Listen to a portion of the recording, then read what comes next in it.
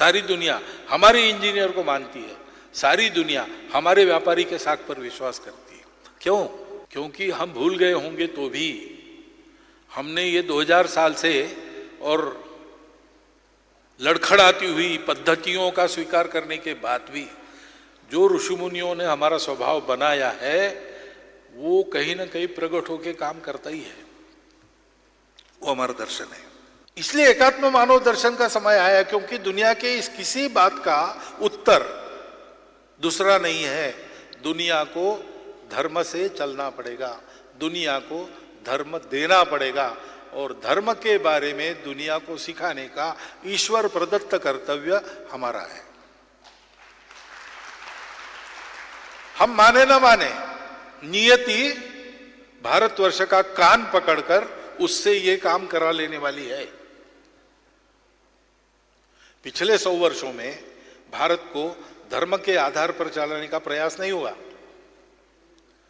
तथाकथित आधुनिक ये जो प्रणाली है, कैपिटलिज्म, सोशलिज्म आदि आदि सारे प्रयोग भारतवर्ष में भी हुए,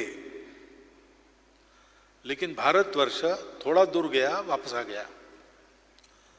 भारतवर्ष बढ़ेगा, धर्म के आधार पर ही बढ़ेगा, प्रकृति उसको इधर उधर जाने नहीं देगी। आज समय आया है विश्व को इस प्रकार का एक नया रास्ता देना है। विश्व बोल रहा है, चिंतक बोल रहे हैं, सामान्य लोग देखने के लिए आते, वो हमसे बात कर रहे हैं।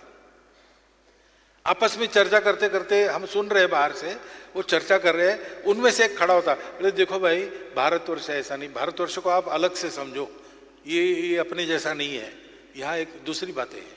कौन सी दूसरी बातें हैं? यही दूसरी बातें हैं, उसकी उनको आवश्यकता है, उनको देना यह अपना काम होता है। और इसलिए आज विश्व के परिदृश्य के संदर्भ में मनुष्य के भौतिक ज्ञान की प्रगति बहुत अच्छी हो रही है।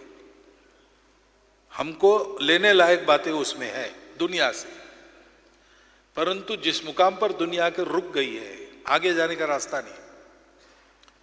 बहुत साल पहले 1974 में रीडर्स डाइजेस्ट नाम का एक मासिक निकलता है, उसके 75 साल पूरे हुए। उसने अपना एक स्मरणांक निकाला, पिछले 75 वर्षों में जो अच्छे अच्छे लेख उसमें छपे थे उसका एक संग्रह उन्होंने छापा।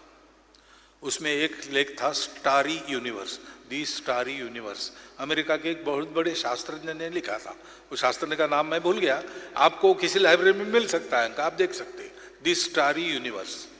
उसमें वो लिखता है कि विज्ञान आगे चला गया, सूक्ष्म से सूक्ष्म चीज को भी आज हम देख सकते हैं माइक्रोस्कोप के जरिए और लेकिन अब ऐसा हो गया कि वो सूक्ष्म से सूक्ष्म चीज है, वो हम देखने जाते हैं तो वो बदल जाती है, कणों तक हम आ गए। अब कण है कि ऊर्जा है ये हम बता नहीं पा रहे, क्योंकि कभी कण ऊर्जा जैसे दिखते, कभी ऊर्जा कणों में संगठित हो जाती है, और हम देखने जाते हैं तो उसका रूप बिगड़ जाता है। अब यहां हमारी मर्यादा आ गई, इससे आगे हम जा नहीं सकते, इससे सूक्ष्मतर हम देख नहीं सकते। और बड़ी से बड़ी चीजें हम दूरबीन के जरिए देख लेते हैं, प्रकाश वर्षों के अंतरों पर क्या है इसका विचार कर रहे हैं, अपनी दूरबीन से देख रहे हैं, गणित से सिद्ध कर रहे हैं, हमारी हमारे आकाशयान जा रहे हैं। लेकिन वहां भी हमारी मर्यादा इसलिए आ गई कि हमारे जो भौतिक नियम है वो इतने बड़े अंतरों में चलते नहीं। प्रकाश सरल रेखा में जाता है, लेकिन इतना दूर जाएगा तो वो घूम जाएगा, वापस आएगा, और हमको ध्यान में आएगा जो सामने चीज हमको दिख रही वो हमारे पीछे है, और आने के लिए उसको इतना अंतर लगेगा, प्रकाश वर्ष। तो लाखों प्रकाश वर्ष दूर का हम देखते हैं, उनका प्रकाश इतने पुराने समय में वहां से चला जिसको हम आज देख रहे हैं। तो आज हमको जो दिख रहा है वो 30 लाख प्रकाश वर्ष पूर्व वहां था, आज क्या है हमको नहीं पता। यहां भी हमारी मर्यादा हो गई। हमको कणों से भी सूक्ष्म देख पाने वाली दृष्टि और प्रकाश के वेग से भी ज्यादा वेग से जाने वाला वाहन चाहिए। लेकिन हमारा नियम भौतिक ऐसा है कि ये अगर हमने अचीव किया तो हम कणों में बिखर जाएंगे, हम रहेंगे ही नहीं। अब एक ही साधन अपने हाथ में है, वो है अपना मन।